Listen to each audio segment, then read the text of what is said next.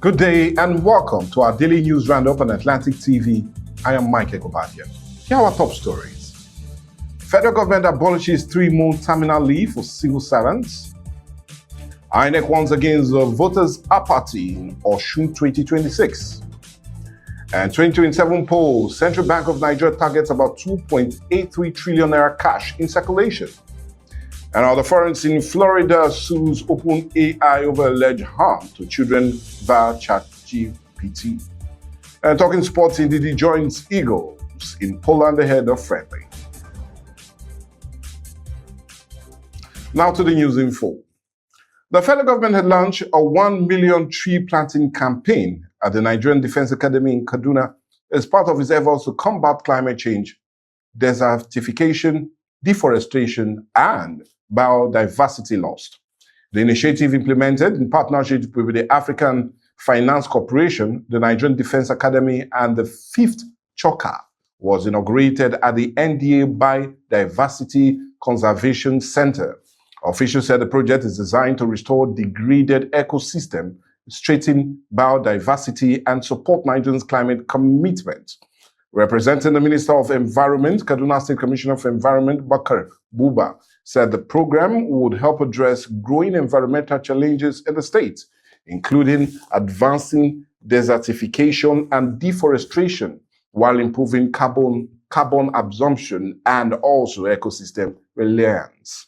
Also speaking, AFC President and Chief Executive Officer Ismaila Zubairu described the project as an investment in future generation, while the NDA commandant said environmental protection is a national security concern and called for collective action to safeguard the country's natural resources.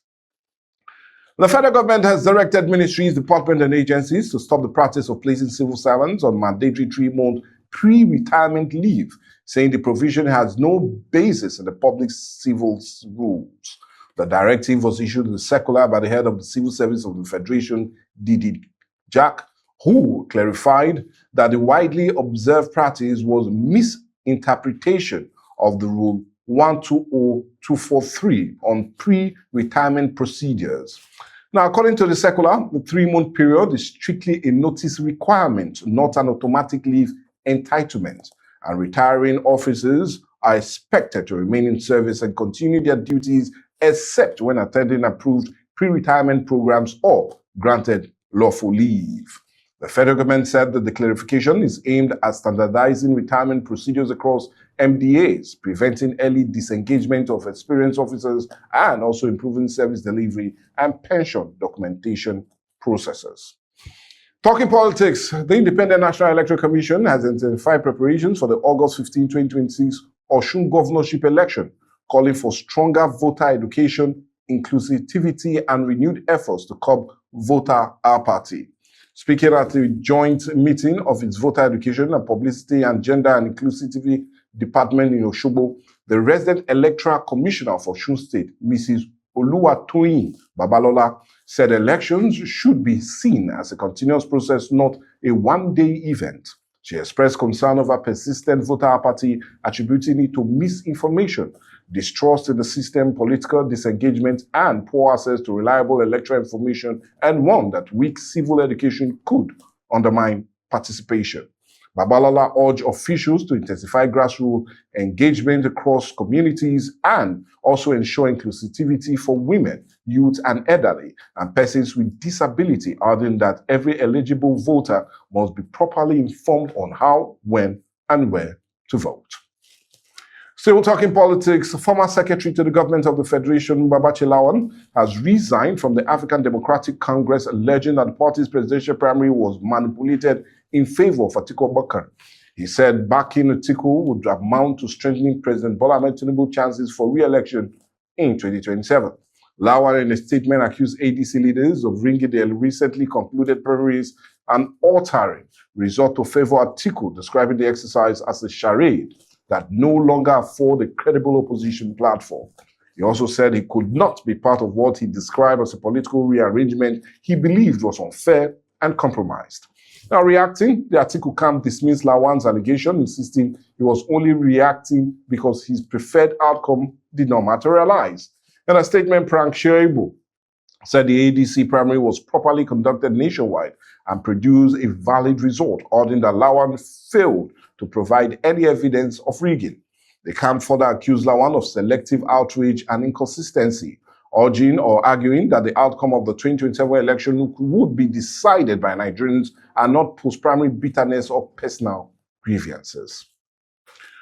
The Central Bank of Nigeria has unveiled an ambitious plan to bring about 2.83 trillion naira currently held outside the banking system into formal financial channels, while also targeting 90% of financial inclusion in 2028. The initiative was announced in Abuja during the launch of the Nigerian Payment System Vision 2028 by the CBN Governor Oluyemi Cardoso, who said the plan is aimed at deepening digital payment, reducing cash dependence, and also strengthening Nigerians' position as a leading payment hub in Africa. Cardoso said the reforms will help formalize the economy, improve monetary policy efficiencies, and lift millions of Nigerians out of poverty by expanding access to efficient financial services. He also noted that financial inclusion could bring about 50 million additional Nigerians into the banking and digital payment system. The Apex Bank said the framework is built on strengthening payment infrastructure, boosting innovation, improving security, and also expanding cross-border transactions, while stakeholders including regulators, bank, fintechs, and telecom operators pledge support for the implementation. Workers of the Nigerian Upstream Petroleum Regulatory Commission has embarked on an indefinite strike over welfare and administrative grievances, shutting down the commissioner's offices or the commission's offices nationwide.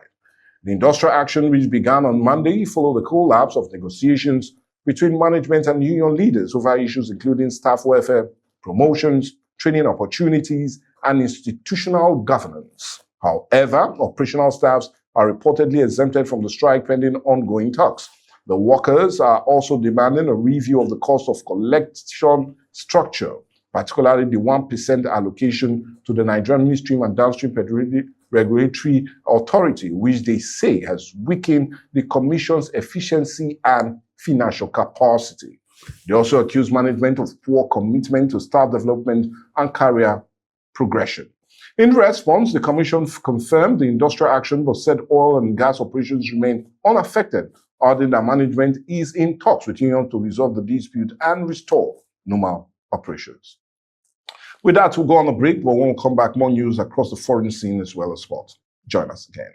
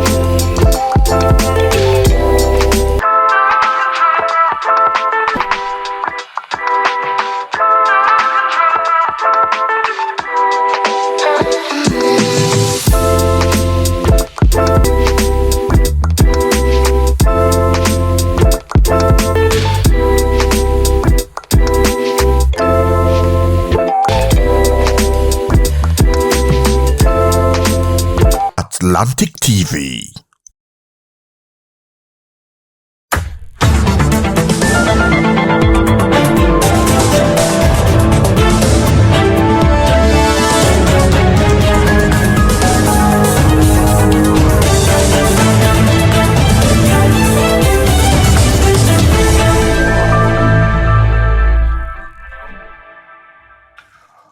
And on the foreign scene, Florida Attorney General James Otmire says the state has filed a lawsuit against OpenAI and its CEO Sam Altman, alleging that the company's ChatGPT platform exposed children to harmful content.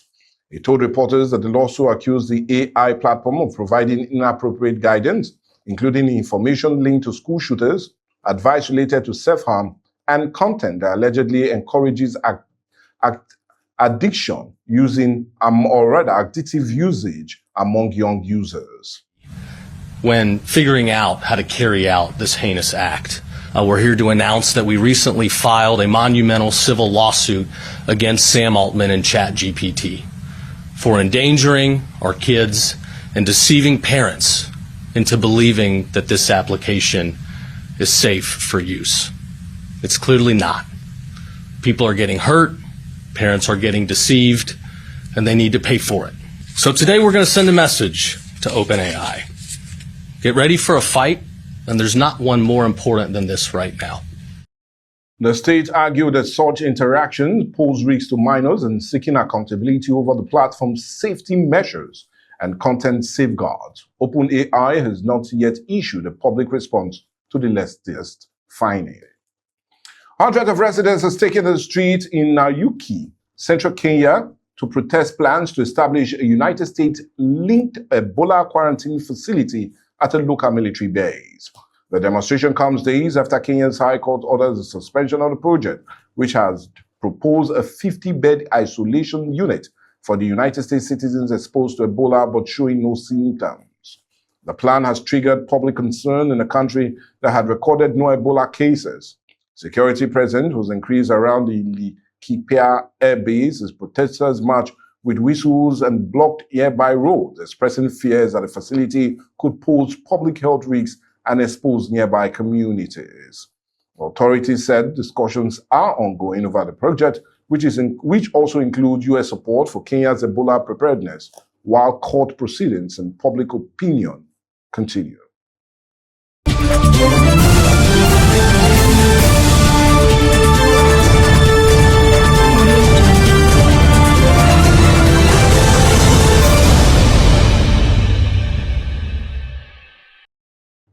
And in the ever-interesting world of sports, Super Eagles captain Wilfred Ndidi has linked up with the national team in Warsaw ahead of Wednesday's international friendly against Poland.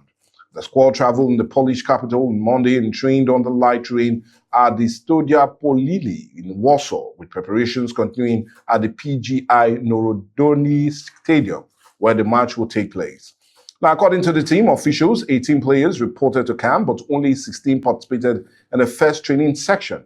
Ndidi is among several key players in camp, including Moses Simon and Akko Adams, alongside goalkeeper Maduka Okoye, Francis Uzoho, and Otto Konko, as well as Paul Onuachu, Terry Murphy, Semi Ajayi, Raphael Onyedika, and Frank Onyeka. Head coach Eric Cheller, who recently led the Super Eagles to victory at the Unity Co-op in London, says the team is focused on building a winning mentality despite limited preparation time. Other than players remain committed to securing positive results. After the Poland friendly, the Super Eagles will travel to Portugal for another warm-up match as part of their preparations for upcoming international competitions. The long-anticipated heavyweight clash between Anthony Joshua and Tyson Fury is being targeted for November, with the United States now emerging as a surprise possible venue alongside the United Kingdom. Matchroom boxing promoter Eddie Hay says discussions are ongoing over where the all-British fight will take place, ordering that the final decision will be made by Saudi boxing chief Turki Al-Sheikh, who has played a key role in negotiation. Hay noted that both the UK and the US remain under consideration, with a mid-November date being discussed. Wembley Stadium remains a leading option in Britain, while the US has emerged as an unexpected alternative. Before any potential showdown, both fighters have interim bouts lined up. Joshua is to face Albania heavyweight Christian Prigra, while in Riyadh on July the 25th, while Fury will have a tune-up fight in Dublin on August 1st as it builds towards a return to major action. Let's now check what the weather will look like for major cities across Nigeria.